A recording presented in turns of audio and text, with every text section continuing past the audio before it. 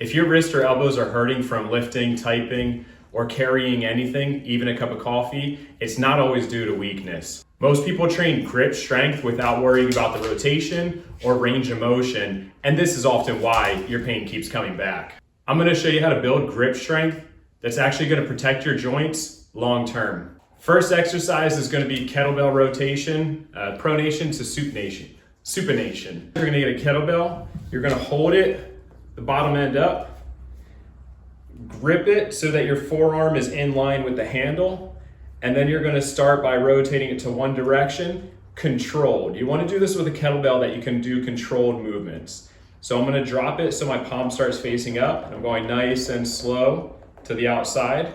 Very soft touch, keeping the forearm engaged, and then coming back up. We're gonna do a minute on each hand.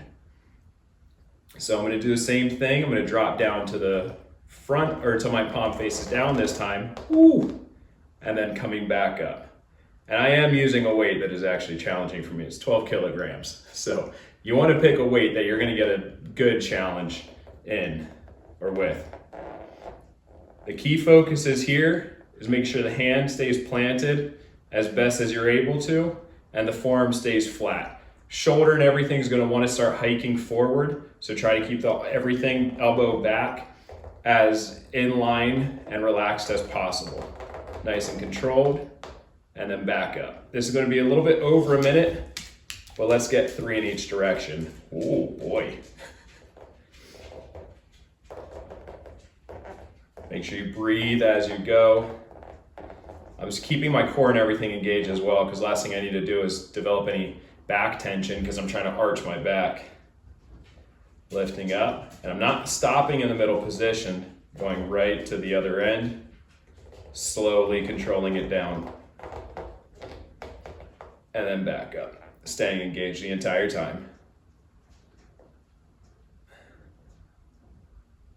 Whew. Before we go on to the other side, if you're a returning viewer, thanks for joining again. If you're new here, my name is Michael. I've been a coach for over a decade, and now I train people using biblical principles to gain strength through purpose and not obsession.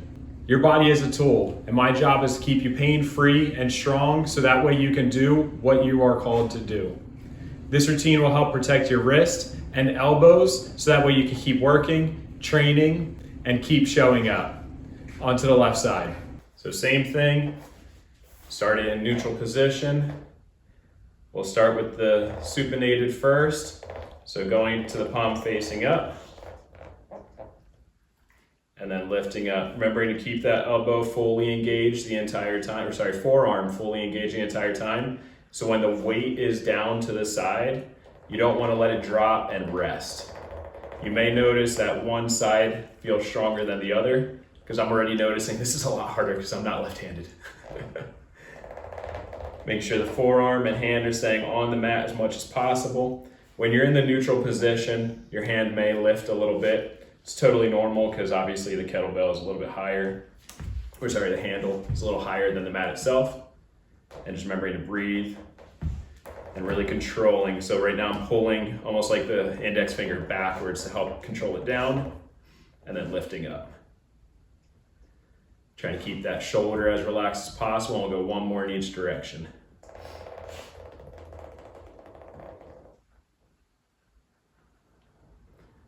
And then coming back up, nice and controlled, and then controlling it down.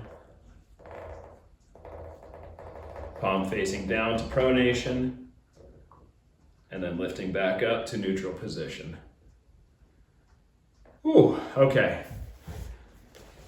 First exercise done. Next, we're gonna work on some forearm curls. We'll start with pronated forearm curls. My bench is now on an incline, that way I can get more of that flexion out of my wrist as it goes down. So I'll hang that weight off of the end just like this. I like to kind of hold my elbow or by my elbow, so that way my elbow doesn't feel so tempted to flare up, and if it does, I can feel it happening. And then we're just gonna lift up and then let it drop down, just like the other exercise, making sure we're keeping it as controlled as possible. I'm trying to make sure that my hand stays level also. Sometimes what can happen is we'll start to turn that weight so the index finger knuckle is going higher than pinky knuckle. but I want my palm to stay flat as possible. So just like this, lifting up as high as you can, and then back down. Lifting up as high as you can, and back down. So by having it on an incline, you'll get a little more of that range of motion. And like I said, we're doing about a minute on each side. It's really starting to burn. Just breathing, focusing on the weight being as level as you can. Get a couple more in there. One more for good luck. Yep, all right. So there we found muscle failure. If you can find muscle failure, it's always the best way to do it. I'll readjust the bench, we'll get to the other side. And again, you want to do a weight that's actually going to be challenging for you. If you hit muscle failure before that minute, it's a-okay. It's actually a little bit preferred. So I'm going to again get that arm level or perpendicular to the end of the bench. Let the hand rest, and then lifting up. I'm actually up a little bit too high. I want my shoulder to be about where that elbow is. There you go. Otherwise, if you're sitting up too tall, what can tend to happen is that hand gets hard to stay level. Oh yeah, this is definitely a lot weaker. But still just doing the best that you're able to. Lifting up nice and high. Making sure you're breathing as you go. I might hit muscle failure before the minute on this one. Oh boy, yeah.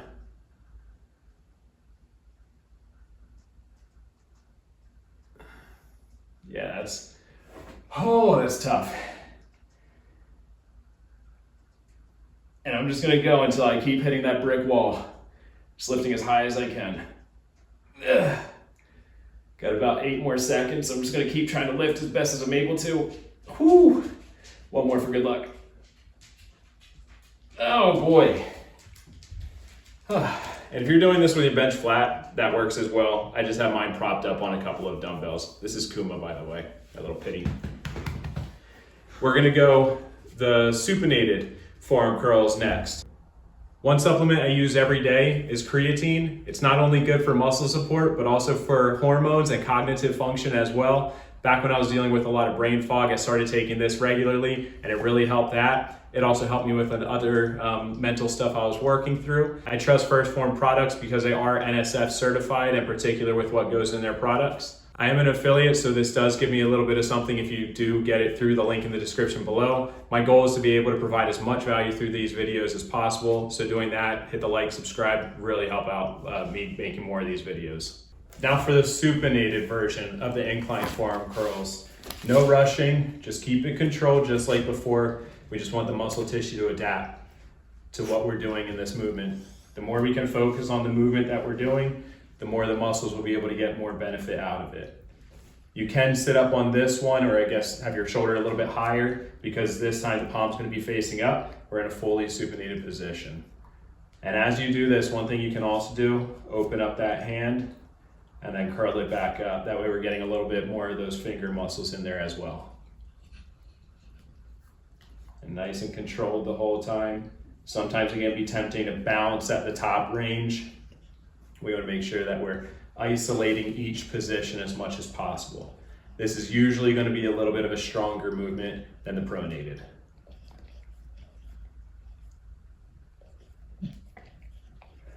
Just remembering to breathe the whole time.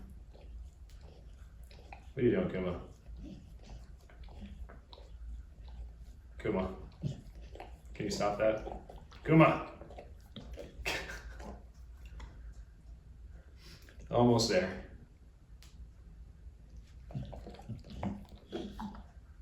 And if your wrists are clicking or anything, noise is fine. If there's pain, different story. We'll do one more for good luck. Hold it tight and slowly unwind. Last side, let's finish strong.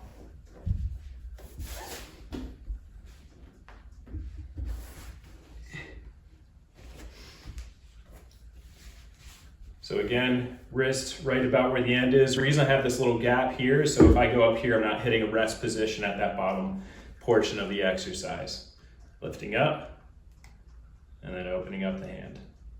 Just be careful, don't drop the weight when you're opening up your hand, please. Start to feel like Popeye.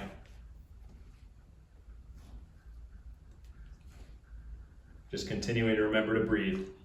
It's the last exercise, so let's really get everything we can out of it. These exercises, I've had clients do them before, and they've helped with golfer's elbow, tennis elbow, general wrist pains. I've had even massage therapists and PTs do it. Yeah, PTs, I've trained PTs, and they would do this and they would say their hands would feel better, especially with all the manipulation that they do in their sessions. 10 more seconds, so get about 2 more in there. All the way up, pause, and then slowly unwinding. One more good one. All the way up, pause, and slowly unwinding.